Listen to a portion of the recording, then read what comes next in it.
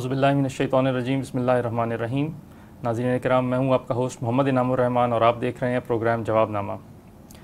کل ہم نے دورہ ترجمہ میں سورہ صافات سے لے کر سورہ مومن کے ابتدائی 4 رکوع پڑھے تھے۔ جیسا کہ یہ مکی صورتوں کا سلسلہ ہے اور مکی صورتوں میں ہم جانتے ہیں کہ جو غالب مضامین ہیں، جو غالب جس پیرائے میں بات ہوتی ہے وہ عقیدہ توحید، اثبات آخرت اور نبی صلی اللہ علیہ وسلم کو جو کفار کا جو جواب تھا اور جو ان کا طنز تھا اور جو تنگ کرتے تھے، اس حوالے سے استقامت کا حکم تھا اور استقامت کی تلقین تھی۔ سورہ صافات اور سورہ صاد اس کے بعد آتی ہے۔ سورہ صافات اور صاد کی جو آیات ہیں وہ آپس میں تقریباً مشابہ ہیں حجم کے اعتبار سے اگر دیکھا جائے، جس طرح مکی صورتوں میں ہمیں دیکھنے میں ملا ہے کہ آیات چھوٹی چھوٹی ہوتی ہیں لیکن ایک بہاؤ کے ساتھ ہوتی ہیں، جبکہ جو اس کے بعد کی سورہ زمر اور اس سے آگے کی صورتیں ہیں اس میں آیات قدرے تھوڑی سی بڑی ہیں، 1-2 لائن پر مشتمل عموماً آیات مل جاتی ہیں۔ اس حوالے سے ان تمام موضوعات پر آپ کے سوالات آج ہم لیں گے۔ آپ ہمیں اپنے سوالات پوسٹ کر سکتے ہیں فیس بک کے کمنٹ سیکشن میں، اور اسی طرح سے جو ہماری زوم کی آن لائن کلاس ہے اس کے ذریعے سے بھی آپ اپنے سوالات ہمیں بھیج سکتے ہیں۔ چلیے آج کے سوالات پھر ہم لیتے ہیں اور اپنے مہمان جناب خالد محمود عباسی صاحب کو پروگرام میں خوش آمدید کہتے ہیں۔ خالد صاحب، سورہ صافات کا جو ابتدائی رکوع ہے اس میں آسمان کے حوالے سے فرمایا گیا کہ ہم نے اس میں زینت رکھی، اور ساتھ ہی ساتھ یہ بھی فرمایا گیا کہ وَحِفْظًا مِّن كُلِّ شَيْطَانٍ مَارِدٍ۔ سب سے پہلے تو یہ بتائیے کہ جو وحی محفوظ اور وحی غیر محفوظ، اس میں کیا فرق ہے آپس میں؟ ویسے تو خیر جو چیز وہاں پہ بیان ہوئی ہے تو وہ اس کا وحی سے ایک درجے میں تو تعلق چلے ہیں کہ جی جب وحی کا سلسلہ شروع ہوتا ہے تو خاص انتظامات ہو جاتے ہیں، لیکن وہاں تو عام انتظامات کا ذکر ہے کہ فرشتے جو ہیں وہ حفاظت کرتے ہیں اور جو کمیونیکیشن کے جو بھی راستے ہیں ان کے آس پاس بھٹکنے نہیں دیتے، پھٹکنے نہیں دیتے، بلکہ ان کو شیاطین کو۔ وحی کے دنوں میں تو اسپیشل انتظامات ہو جاتے ہیں، وہ تو ہم سورہ جن میں جب پہنچیں گے تو پڑھیں گے۔ یہ خود جن یہ کہہ رہے ہیں کہ پہلے سے زیادہ سخت انتظام ہو گیا، اب تو ادھر جانے کا کوئی امکان ہی نہیں رہا۔ تو وحی محفوظ اور وحی غیر محفوظ کا جہاں تک تعلق ہے وہ یہ ہے کہ دیکھیں وحی کے جتنے بھی ذرائع ہیں اللہ کی طرف سے، کمیونیکیشن کے جتنے بھی ذرائع ہیں، وہ خواہ الہام، القاء وغیرہ کی صورت میں، خواب کی صورت میں ہو، یا یہ کہ وہ من ورائے حجاب کلام کی صورت میں ہو، یا رسول بھیج کر ہو، جب اللہ تعالیٰ کسی نبی کی طرف وحی کرتا ہے وہ محفوظ ہی ہوتی ہے۔ ٹھیک، وحی نبی کی وحی غیر محفوظ نہیں ہوتی، وہ جس صورت میں بھی ہو، وہ وحی مطلوب ہو یا وحی غیر مطلوب ہو، وہ محفوظ ہوتی ہے۔ جب کسی عام آدمی کی طرف، ظاہر ہے اس میں وہ والی مطلوب وحی کا تو کوئی امکان ہی نہیں رہا، ٹھیک ہے، اس میں جو امکان باقی رہ گیا ہے وہ رہ گیا ہے جی خواب کا رہ گیا ہے، الہام کا رہ گیا ہے، القاء کا رہ گیا ہے، کچھ ایک آدھ جیسے تحدیث وغیرہ بھی لوگ کہتے ہیں، تو اب اس طرح کی چیزیں باقی رہ گئی ہیں۔ ان میں سے محفوظ کوئی بھی نہیں ہوتی، کیونکہ یہ سارے کام جو ہیں وہ شیطانوں کی طرف سے بھی ہو سکتے ہیں، القاء شیطانی بھی ہو سکتا ہے، شیطانی الہام بھی ہو سکتا ہے، وسوسہ، ٹھیک ہے، آپ کو کوئی شیطانی آواز بھی سنائی دے سکتی ہے، آپ کو کوئی شیطانی خواب بھی آ سکتا ہے، اور یہ جتنے بھی ہیں یعنی جو شیطان کی طرف سے اس طرح کی چیزیں ہوں گی، یہ ضروری نہیں کہ جھوٹی ہوں، سچی بھی ہو سکتی ہیں۔ لہذا میں، آپ، عام بندہ، نبی غیر نبی، اس کو اگر کوئی چیز ایسے خیال میں آئی ہے، سوچ میں آئی ہے، تو یہ پھر اسے شریعت کے پیمانے پر جانچنا ہوگا، پرکھنا ہوگا، تو اس کے بعد ہی وہ قابل عمل ہو سکتی ہے، اور وہ بھی صرف اس کے لیے، صحیح، اس کے علاوہ کسی کے لیے نہیں، صرف اس کی اپنی ذات کے لیے۔ خواب کسی بھی جس نے دیکھا ہے وہ اس کی ذات کے لیے، اور جس نے جو باقی کسی کے لیے وہ حجت نہیں ہے۔ اور اسی میں جو ایک اضافی احتیاط جو میری سمجھ میں آئی ہے وہ یہ ہے کہ آپ کو اگر مستقبل کے بارے میں کوئی چیز نظر آئی ہے خواب میں، وہ خواب سچا بھی ہو تو وہ تکوینی شے ہے، آپ نے اس کی بنیاد پر اپنی نفسیاتی تربیت تو ضرور کرنی ہے کہ اس کے لیے ذہناً تیار رہنا ہے کہ یہ حادثہ ہونے والا ہے، اس کے اگینسٹ آپ نے کوئی پلاننگ نہیں کرنی ہے،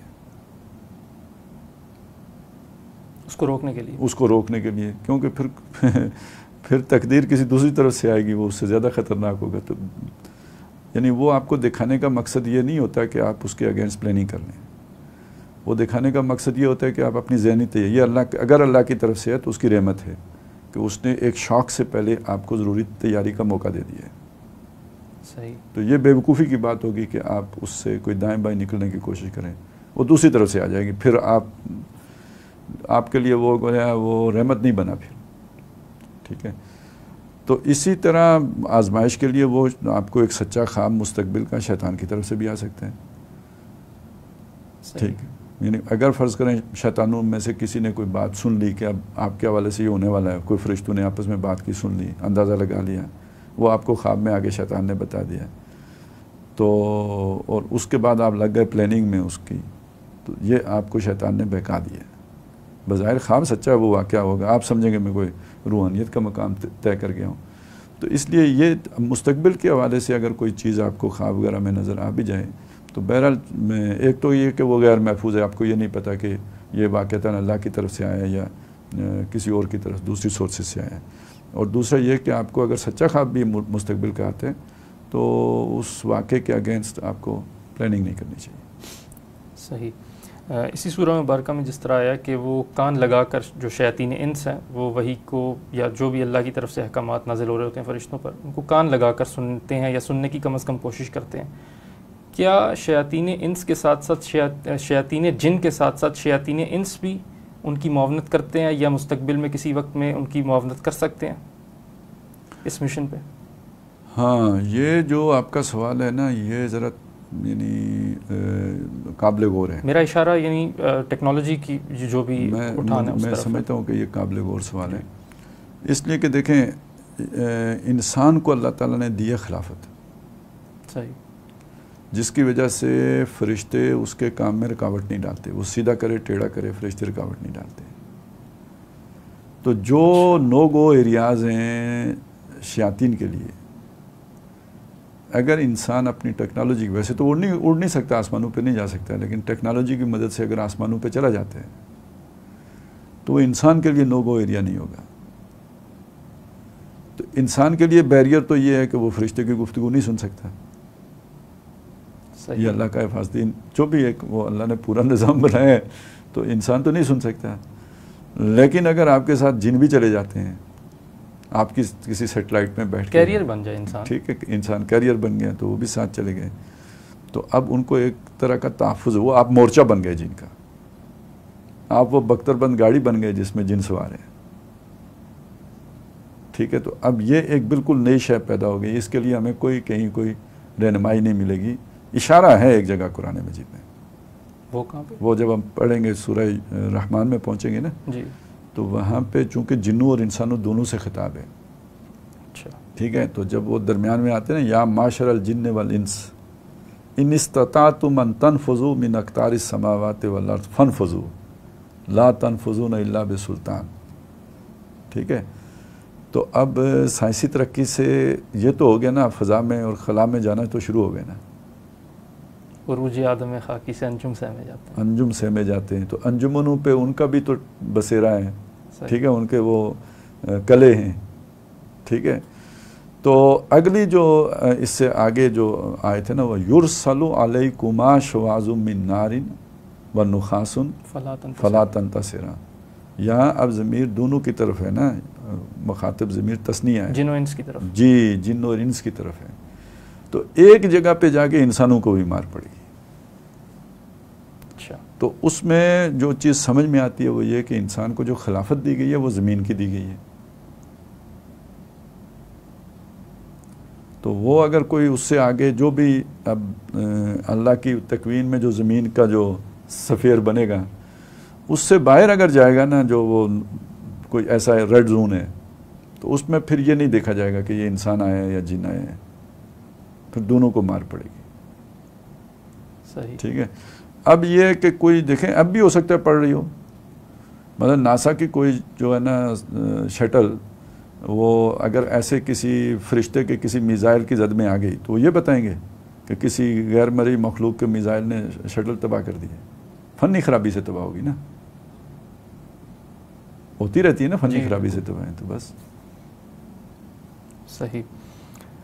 سورہ صاد میں ہم دیکھتے ہیں کہ اللہ تعالیٰ نے فرمایا کہ زمین و آسمان کو، کہ انسان کو خلقت بیدیہ، اور اسی طرح سے اس سے پہلے فرمایا کہ اس دن یعنی زمین جو ہے وہ میرے ہاتھوں، اللہ نے فرمایا کہ میرے ہاتھوں کے گرد لپٹی ہوگی، مطویات بیمینی۔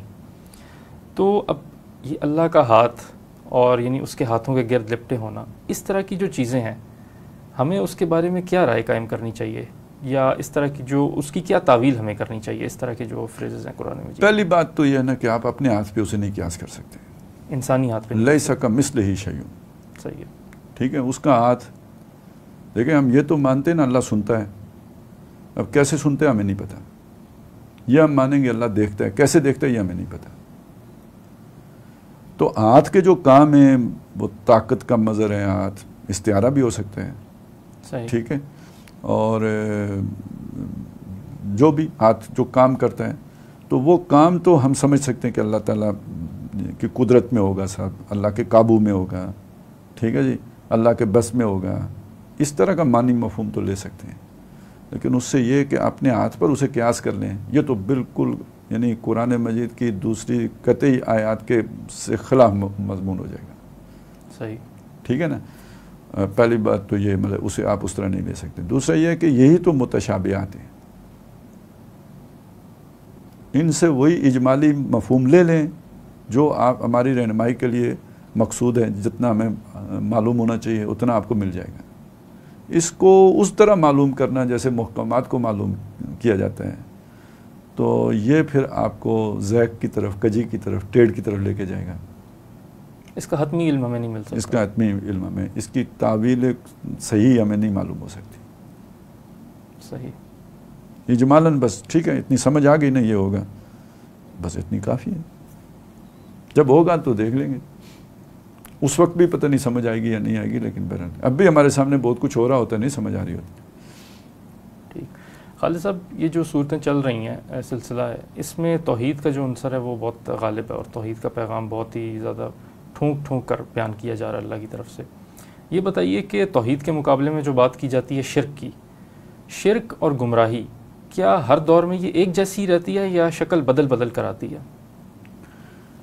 نئی شکلیں تو مطلب اس کی کئی ہوتی ہیں، بدلتی ہیں، اور ہر دور کے لیے وہ ظاہر ہے انسان تجربے سے سیکھتا ہے، ٹھیک، تو جب آپ ایک دفعہ کوئی غلطی کر لیتے ہیں تو اگلی دفعہ یعنی اسے دہرانا تقریباً وہ جو ہے نا وہ عقل مندی تو نہیں سمجھی جاتی نا، احمق آدمی دوبارہ اسے دہرائے گا، لہذا دوبارہ آپ کو دھوکہ دینے کے لیے کوئی نیا طریقہ اختیار کرنا پڑے گا، پرانا طریقہ تو نہیں چلے گا۔ اور دوسری طرف یہ بھی ہے نا کہ انسان مطلب وحی کے بغیر بھی انسان کا اپنا تجربہ بھی تو اس کو یعنی فضول چیزیں ہیں، یہ باطل چیزیں ہیں، جی، تو باطل کے لیے آپ کے باطن میں تو کوئی گنجائش نہیں ہے، تو رفتہ رفتہ جوں آپ کی علمی استعداد بڑھتی جاتی ہے تو اس طرح کی چیزوں سے آپ کو ایک دوری ہوتی چلی جاتی ہے، تو شیطان بھی پھر اس کو اور لطیف کر کے لے آتا ہے، نئے جامے میں لے کے آتا ہے، جو آپ کے لیول پہ بھی جو دھوکے کا باعث بن سکے، ڈسیپشن کا باعث بن سکے۔ اب میں اگر اس کو یوں سمجھاؤں نا کہ کتنی قومیں ہیں جو بت پرستی سے ہلاک ہوئی ہیں، صحیح، قرآن مجید نے اکثر ایسی ہی قوموں کا ذکر کیا ہے جو بت پرستی میں مبتلا تھی، جن میں سماجی برائیاں تھیں، ان میں ان کے ساتھ ساتھ یہ بت پرستی کی گمراہی بھی تھی۔ تو آج اگر آپ دیکھیں نا تو جو لوگ وحی کو مانتے ہیں یا جو لوگ وحی کو نہیں مانتے تو وہ بت پرستی سے دور ہو گئے، صحیح، ویسے ہی انسان کو فضول کام لگتے ہیں، انسان میچور ہو گیا اتنا، ٹھیک ہے۔ اچھا، تثلیث کے عقیدے نے کتنا عرصہ یورپ کو اندھیرے میں رکھا، اب اسی تثلیث کے عقیدے سے ہماری تبلیغ کے نتیجے میں تو نہیں نا، انسان کے اپنے تجربے کے نتیجے میں اس سے ایک نفرت اور بیزاری پیدا ہوگی۔ یہ مذہب کے خلاف جو یورپ میں بغاوت ہے، یہ اصل میں تثلیث کے عقیدے کی بغاوت تھی جو مذہب کی بغاوت بن گئی۔ میں کہنا یہ چاہ رہا ہوں کہ ایک ہی برائی زیادہ عرصہ تک چل نہیں سکتی، اسی لیے قرآن مجید نے اسے کہا کہ یہ جو ہے نا یہ کلمہ خبیثہ جو ہے اسے قرار نہیں ہے، ما لہا من قرار، ما لہا من قرار، اجتثت من فوق الارض ما لہا من قرار، ٹھیک، اکھاڑ لیا جاتا ہے زمین کے اوپر سے، اسے قرار نہیں ہوتا۔ تو جبکہ اس کے مقابلے میں جو ہے وہ کلمہ طیبہ اس کی جڑ بہت گہری انسان کی فطرت میں ہے، تو وہ پھر اس کے اعمال میں ہر وقت ظاہر ہوتی رہتی ہے۔ اس اعتبار سے یقیناً جو ہے وہ شرک نئی سے نئی صورت میں جلوہ گر ہوتا ہے، اور ہمارے دور میں آ کے چونکہ انسان زیادہ وہ اس کے تصوراتی اور تخیلاتی صلاحیتیں بڑھ گئی ہیں، تو اب شرک بھی اس نوعیت کا مادہ پرستانہ شرک زیادہ ہو گیا، اور خواہشات اور یہ یعنی وہ میری مرضی والا شرک زیادہ ہو گیا، وہ والا بت پرستی والا اب ختم ہو گیا، اب انسان نے اپنے آپ ہی کو معبود بنا دیا۔ ٹھیک، تو ہر دور کے شرک کو پہچاننے کے لیے پھر نظر بھی اس دور پہ ہونی چاہیے۔ ہاں، وہ تو پھر براہیمی نظر پیدا کر والی بات ہے نا۔ صحیح، وہ بڑی مشکل براہیمی نظر بڑی مشکل سے پیدا ہوتی ہے نا، وہ جو کیا کہیں حوث سینوں میں چھپ چھپ کے بنا لیتی ہے تصویریں۔ ٹھیک، اگلا سوال ہمارا یہ ہے کہ خالد صاحب، توحید کا جو تصور ہے کیا یہ انسان کی شخصیت کے اندر بلٹ ان ہے؟ اور ساتھ ہی اس کے یہ بھی سوال ہے کہ کیا انسانی جو زندگی ہے یا شخصیت ہے کیا یہ ایک وحدت ہے اور ایک وحدت کی طرف ہی ہمیں بلاتی ہے؟ دیکھیں، جہاں تک تو توحید کے تصور کا تعلق ہے تو یہ تو بالکل ہے۔ ٹھیک ہے، یہ ابھی جو ہم نے بات کی تھی کہ انسان کی فطرت میں توحید رچی بسی ہے، تو وہی تو یعنی اندر رکھا نور ہے نا، جس کو آ کے قرآن مجید ایکٹیویٹ کرتا ہے۔ ٹھیک، یہی وجہ ہے کہ ایک بچے کو بھی جب آپ اللہ تعالیٰ کا تصور دیتے ہیں تو اسے قبول کرنے میں دیر نہیں لگتی۔ اس کے مقابلے میں کوئی کسی مادی تصور سے بھی روشناس کرائیں جو اس کے تجربے میں نہ آیا ہو، تو وہ تصور بچے کو آپ نہیں دے سکتے، ابھی اس کی اتنی تخیل کی پرواز ہی نہیں ہوتی، اور اس کے مقابلے میں جو آپ نے بھی نہیں دیکھا اس کا تصور دیں وہ اسے قبول کر لیتے ہیں، تو یہ اس کے اندر تو موجود تو ہے۔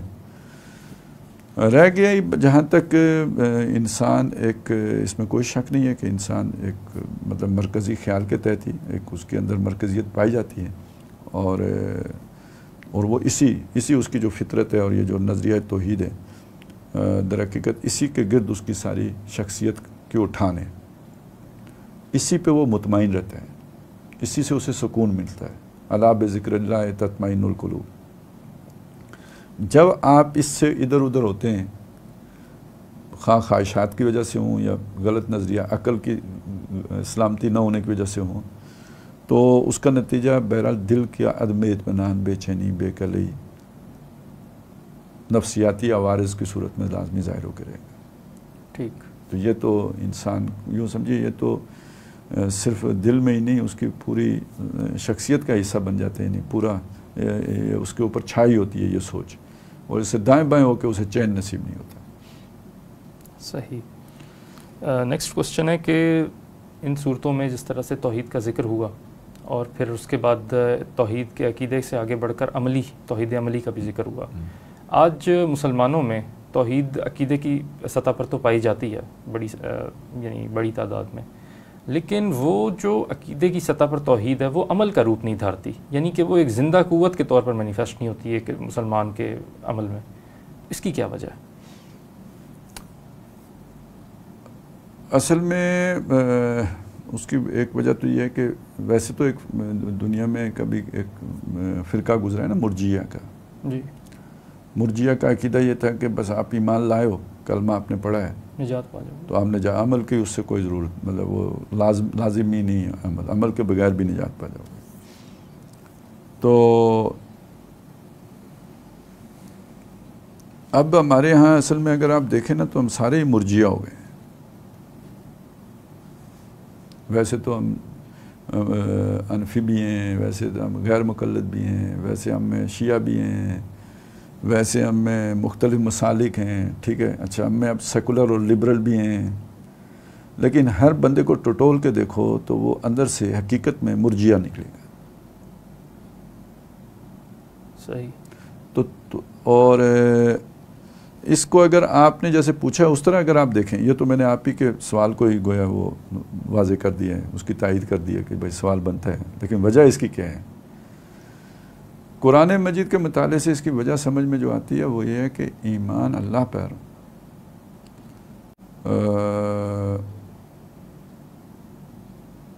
تب انسان کو موٹیویشن دیتا ہے جب اللہ سے ملاقات کا یقین، لمن کان یرجو لقاء ربی، لقاء ربی، صحیح، ٹھیک ہے، یعنی آخرت پر یقین. آپ کا اگر آخرت پر یقین نہیں ہے تو توحید بس ذہنی عیاشی کا ذریعہ بن جاتی ہے.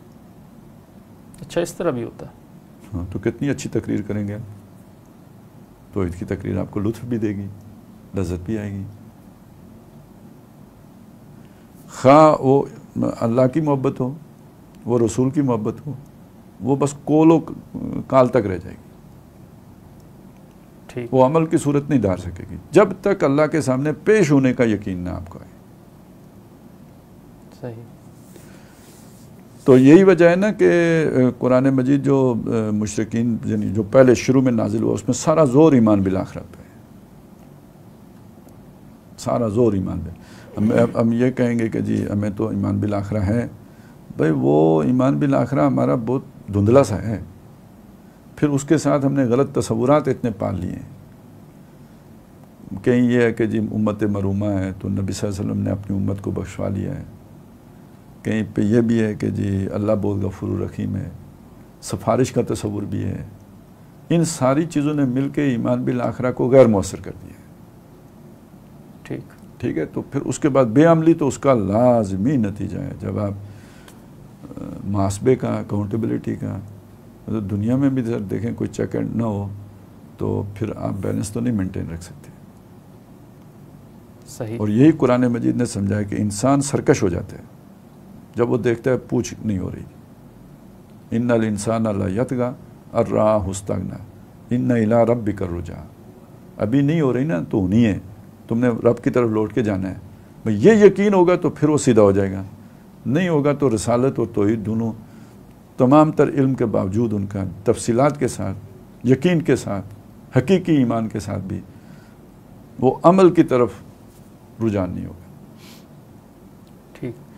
خالد صاحب، یہاں پر قصہ آدم و ابلیس دوبارہ بیان کیا گیا، اور اس میں فرمایا جو ابلیس نے کہا اللہ سے کہ میں سب کو گمراہ کروں گا سوائے ان کے الا عبادک المخلصین. تو یہ بتائیے کہ عبادک المخلصین کون ہے؟ مخلص یعنی جس کو خالص کر لیا گیا ہو. صحیح. ٹھیک ہے، جس کو اپنے لیے پسند کر لیا گیا، چن لیا گیا ہو. تو یعنی بالکل اگر آپ جیسے قطعیت کے ساتھ کہہ سکتے ہیں مخلص کون ہے تو نبی ہیں. صحیح. جن کو اللہ نے پروٹیکشن دے دی ہے نا، اس پر تو شیطان کا کوئی بس چلتا ہی نہیں، معصوم عن الخطا ہو گئے. انبیاء ہیں تو وہی مخلص ہیں. باقی جہاں تک عام بندے کا تعلق ہے اس پر شیطان کچھ نہ کچھ کارروائی ڈال دیتا ہے، اس سے غلطی ہو جاتی ہے. اس کے لیے اللہ نے توبہ کا دروازہ رکھا ہوا ہے. تو وہ توبہ کے ذریعے گویا وہ بچ جاتے ہیں. صحیح. ٹھیک ہے نا، ان کی بچت ہو جاتی ہے، توبہ کا راستہ ان کے لیے موجود ہے. لیکن یہ کہ توبہ کا بھی یہ ہے کہ آپ برائیاں کرتے رہیں یہاں تک کہ آپ موت کے فرشتے کو دیکھ لیں تو وہ اس وقت کی توبہ پھر نہیں قبول ہوتی، اس سے پہلے پہلے ہی کرنی ہوتی ہے. ٹھیک. سورہ فاتحہ میں جیسے کہ ہم پڑھتے ہیں کہ ایاک نعبد و ایاک نستعین، اور سورہ زمر میں ہم دیکھتے ہیں کہ جو عبادت کا تصور ہے وہ غالب ہے، جبکہ سورہ مومن میں دعا کا تصور. تو کیا یہ اسی کی تفصیل ہے سورہ زمر اور سورہ یہی کہہ لیں کہ وہاں پہ اگر وہ جو ہے نا وہ ایک آیت میں دونوں باتیں آ گئی تھی تو یہاں دو صورتوں میں دو باتیں آ گئی نا. ایک جز ایک صورت میں بیان ہو گیا، دوسرا جز دوسری صورت میں بیان ہو گیا. ٹھیک. فعبد اللہ مخلص اللہ الدین، اور وہاں فد اللہ مخلصین اللہ الدین، اللہ ہی کو پکارو اپنی اطاعت اس کے لیے خالص رکھتے ہوئے. ٹھیک ہے. تو یعنی وہ ایاک نعبد و ایاک نستعین کو کھول دیا. صحیح. خالد صاحب یہ بتائیے، یعنی یہ نہ ہونا کہ آپ ایاک نعبد و ایاک نستعین پڑھ تو لو اور کہیں کہ جناب ہم نے اگر وہ فلانے ملک سے یہ فیصلہ کر لیا تو اس کے بعد وہ ہماری معیشت کو بڑا نقصان پہنچ جائے گا. تو ایاک نستعین بھی تو ساتھ اس کا معنی بھی بتائیں کہ پھر اللہ سے مانگو اگر آپ حق پہ کھڑے ہو تو، مشکل میں آ گئے ہو تو، ویسے پڑھنے کے لیے ہی تو نہیں ہے. صحیح. خالد صاحب ہم سورہ شورى میں آگے جا کر پڑھیں گے کہ ایک حکم دیا گیا ان اقیموا الدین، اور یہ سورہ یعنی جو بھی توحید کے مضامین ہیں اس کے سلسلے میں یہ بات آ رہی ہے. ایک بات یہ کی جاتی ہے کہ جو احیائی فکر ہے انہوں نے یا جو اس کے حاملین ہیں انہوں نے جو قرآن مجید کا جو نظام والا پہلو ہے اس کو اپنا لیا. جس طرح دین کی ایک صوفیانہ تعبیر ہے, اسی طرح دین کی ایک فقیہانہ تعبیر جو احکام ظاہر سے ریلیٹڈ ہے ان کو انہوں نے اپنا لیا. انہوں نے جو ہے وہ دین کی جو نظام والی تعبیر ہے یا جو سوشل جسٹس والی تعبیر ہے اس کو اپنا لیا. تو کیا یہ ایسا ہی ہے کہ ہر ایک نے جس طرح اپنے اپنے حصے کا دین پکڑ لیا, جو ہم پڑھائے تھے کہ کلو حزب بما لدیہم فرحون, کیا احیائی فکر بھی اسی طرح کی ایک فکر ہے کہ ایک حصہ جو ہے وہ دین کا اس نے تھام لیا اور باقی کو نظر انداز کر دیا؟ دیکھیں, اگر تو کسی میں اس طرح کی چیز آئی ہے کہ اس نے ایک صرف دین کے نظام والے پہلو کو لے لیا اور باقی سب کو چھوڑ دیا ہو, ٹھیک, تو یہ تو بالکل ایک ویسی ہی غلطی ہے جیسے کسی نے انفرادی پہلو کو لے لیا اور اجتماعی پہلو کو چھوڑ دیا. ٹھیک ہے, یہ تو بالکل ایسی ہی غلطی ہو جائے گی. لیکن جہاں تک معاملہ فی الواقع احیائی فکر کا ہے تو وہ ایسا تو نہیں ہے. ہم نے جو مطلب عبادت کا تصور پڑھا یا سیکھا, وہ خواہ ڈاکٹر صاحب ہوں یا مولانا مودودی ہوں, ان کے ہاں تو یعنی انفرادی زندگی سے لے کے اجتماعی زندگی تک عبادت کا مفہوم پھیلا ہوا ہے. تو اس میں آپ کو انفرادی زندگی سے کوئی بری و ذمہ تو نہیں کیا گیا کہ آپ اگر اقامت دین کی جدوجہد کرتے ہیں تو آپ کو نماز پڑھنے کی ضرورت نہیں ہے. مجھے تو ایسا کوئی ایک بندہ بھی ایسا نہیں ملا ہے جس نے کبھی زندگی میں یہ سبق پڑھایا ہو. یا آپ کو اگر آپ اقامت دین کی جدوجہد کر رہے ہیں تو اس کے بعد آپ کو انفرادی سطح پہ نہ کوئی بھی عمل, روزے, حج, کچھ بھی کرنے کی ضرورت نہیں ہے. کسی کا اگر یہ تصور بن گیا ہے تو یہ غلط بنا ہے. مودودی صاحب کے تو الفاظ ہیں کہ تم اگر اپنے یہ 6 فٹ کے وجود کے اوپر اللہ کا دین نہیں قائم کر سکتے تو ریاست کی سطح پہ کیسے قائم کرو گے؟ صحیح. ڈاکٹر صاحب جو فراج دینی کا جامع تصور پیش کرتے ہیں اس میں پہلا رکھتے ہی فرد کا ہے, عبادت رب ہے. صحیح. ٹھیک ہے, تو یہ پہلی بات تو یہ ہے کہ اگر کسی کا یہ بنا ہے تو اس کی غلط فہمی ہے, اس کا سوء فہم ہے. دوسری بات یہ ہے کہ کوئی اگر ایسا کہتا ہے کہ احیائی فکر کا مطلب یہ ہے کہ ایک حصے کو لے لیا, اس کی شیطنت ہے. کیونکہ وہ ایسا ہے نہیں اور وہ جان بوجھ کے اس کا سمجھنا سوء فہم ہو سکتا ہے. اس کا ایڈوکیٹ بننا, اس کو پروپیگیٹ کرنا, یہ آپ کی بدنیتی پر مبنی ہے. ابھی آپ نے صحیح طرح سمجھا ہی نہیں. آپ نے اپنے اشکال جا کے اس بندے سے رفع ہی نہیں کیا جو وہ فکر دے رہے ہیں. اس کے ساتھ آپ بیٹھے ہی نہیں اس کی بات کو سمجھنے کے لیے, اپنے اشکال کو رفع کرنے کے لیے, اور آپ کھڑے ہو گئے اس کے خلاف وکیل بن کے, کاؤنٹر نیریٹو لے کے. تو اس کا مطلب یہ ہے کہ آپ کے اندر کوئی اپنی کوئی شیطان ہے. وہی جس کو آخرت پر ایمان نہیں ہوگا تو وہ تو اپنے لیے کوئی نہ کوئی راستہ نکال لے گا نا. تو ایسا بالکل نہیں ہے. اسی طرح یہ بھی جو کہنا کہ جی قرآن تو آیا ہے کہ لوگوں کی اصلاح ہو اور وہ اللہ کے ہاں سرخرو ہوں, تو بالکل ٹھیک ہے, لوگوں کی اصلاح ہو, اللہ کے ہاں سرخرو ہوں, لیکن وہ پورا پیکج لینا پڑے گا نا جو قرآن نے دیا ہے. جیسے ہم نے سورہ آل عمران میں پڑھا, وَقَائِمٍ مِّن نَبِيٍّ قَاتَلَ مَعَهُ رِبِّيُّونَ كَثِيرٌ, اللہ والوں کا کام یہ گھروں میں لیٹنا ہے, بس ساری زندگی تسبیحاں پھیرنا ہے. صحیح, وہ بھی ان کا کام ہے, لیکن ساتھ اس کے وہ اللہ کے دین کی اقامت کے لیے جدوجہد کریں. صحیح. اور اس میں مصیبتیں جھیلیں. فما وہانوا لما اصابہم فی سبیل اللہ, اللہ کی راہ میں جو انہیں مصیبتیں پہنچی اس پر وہ کمزور نہیں پڑے, ہمت نہیں آ رہی انہوں نے. وما ضعفوا وما استکانوا واللہ یحب المحسنین. محسنین تو یہ ہیں, تم کون سے احسان پہ چل رہے ہو؟ اصل سلوک تو یہ ہے. اصل سلوک یہ ہے, آؤ اللہ کی راہ میں مار کھاؤ, پتہ چلے کسی محبوب کے لیے کسی نے مار کھائی ہے. شہادت بر وجود خود سے خون دوستاں کھائی. ٹھیک. اور یہ وہ جگہ ہے جہاں جا کے پھر اللہ بھی محبت کرتا ہے. ان اللہ یحب الذین یقاتلون فی سبیلہ صفا. پہلے تو تمہاری محبت تھی نا, یہ قربانیاں دینے کے بعد اللہ کے بھی محبوب بن جاتے ہو. صحیح. اور یہی اتباع کی چوٹی ہے. ان کنتم تحبون اللہ فاتبعونی, اور نبی نے کیا ہے, اور جنہوں نے ان کی اتباع میں ان کا ساتھ دیا وہی ان کے سچے ساتھی ہیں. صحیح. جو 300 واپس آ گئے ہیں نمازیں پڑھنے کے لیے مسجد نبوی میں, تو وہ تو جھوٹے ثابت ہوئے نا.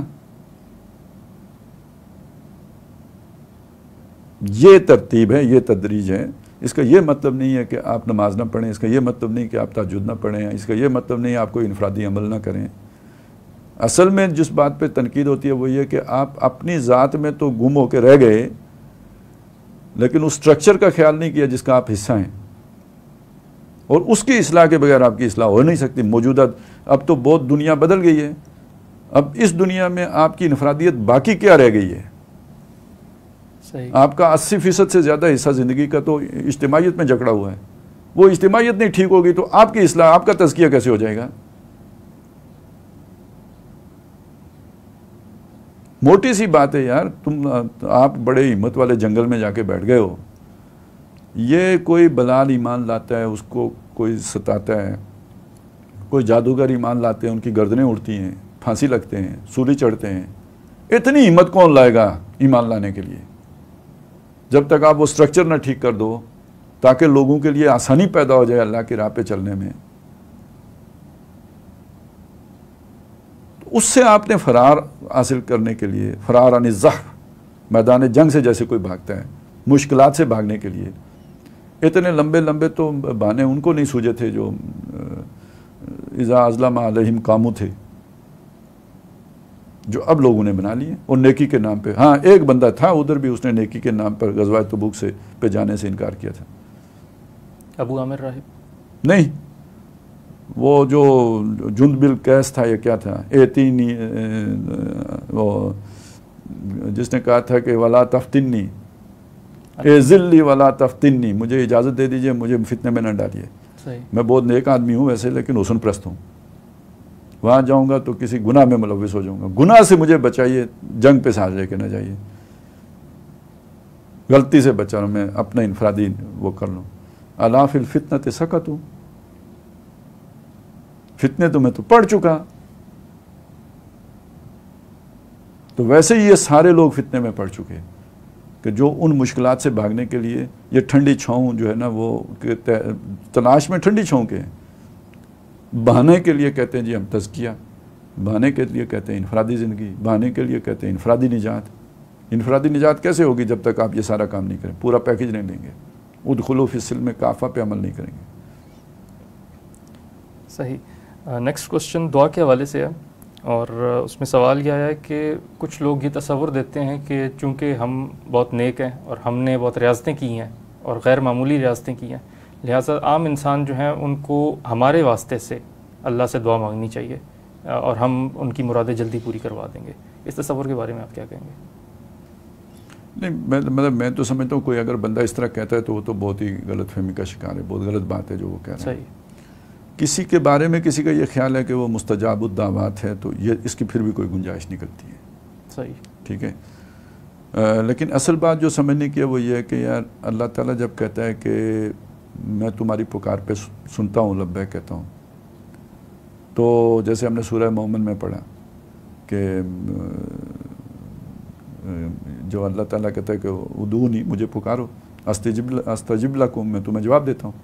صحیح. تو وہ کہنے کا مطلب یہی ہے کہ بھائی تم نے اگر عبادت کا حق ادا کیا ہے تو تم مجھ سے مانگو گے اور تمہیں مانگنے میں کوئی رکاوٹ نہیں ہوگی. ویسے تو اللہ تعالیٰ آپ کی سنتا ہے، جب بھی بلاؤ وہ سنتا ہے، جیسے ہم نے سورہ بقرہ میں پڑھا تھا.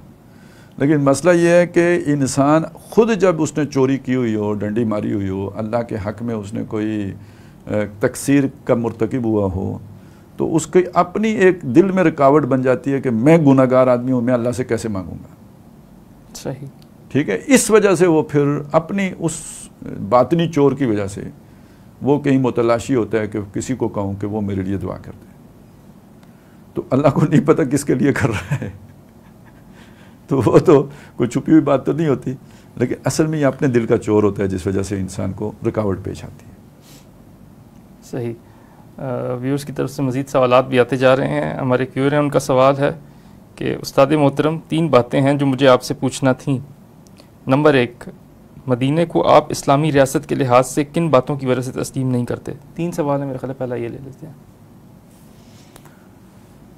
مدینہ کو اسلامی ریاست کے حوالے سے کن وجوہات کی بنا پر تسلیم نہیں کرتے اسلامی ریاست؟ دیکھیں جو یہ تو کئی دفعہ میں نے وضاحت کی ہے، بڑی تفصیل سے بھی اس کی وضاحت ہو چکی ہوئی ہے، شاید وہ فالو نہیں کر سکے ہوں گے، کراچی میں بھی کی تھی۔ موٹی بات یہ ہے، موٹی بات اس طرح ہی سمجھ لیں کہ ریاست کا ایک تصور آج ہے اور ریاست کا ایک تصور اس وقت، یعنی آج کے تصور کے مطابق اگر اس وقت کو دیکھیں گے تو وہ کوئی ریاست وہاں تھی نہیں، مکہ مدینہ ریاست کوئی بھی نہیں تھی۔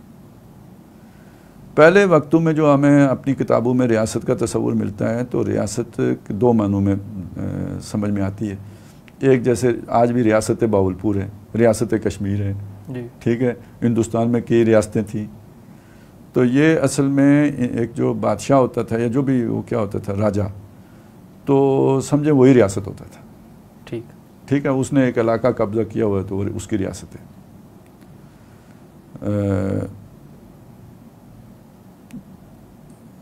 یعنی بادشاہ کی مخالفت کا مطلب ریاست کی مخالفت ہوتا تھا، ٹھیک ہے، اسی وجہ سے حضرت حسین رضی اللہ تعالیٰ عنہ کی شہادت ہو گئی۔ انہوں نے کوئی بغاوت تو نہیں کی، مطلب ریاست سے تو نہیں بغاوت کی تھی۔ ریاست اور حکومت ایک چیز تھے، ایک ہی مطلب تھا، ٹھیک ہے، ان میں کوئی فرق ہی نہیں اس زمانے میں تھا۔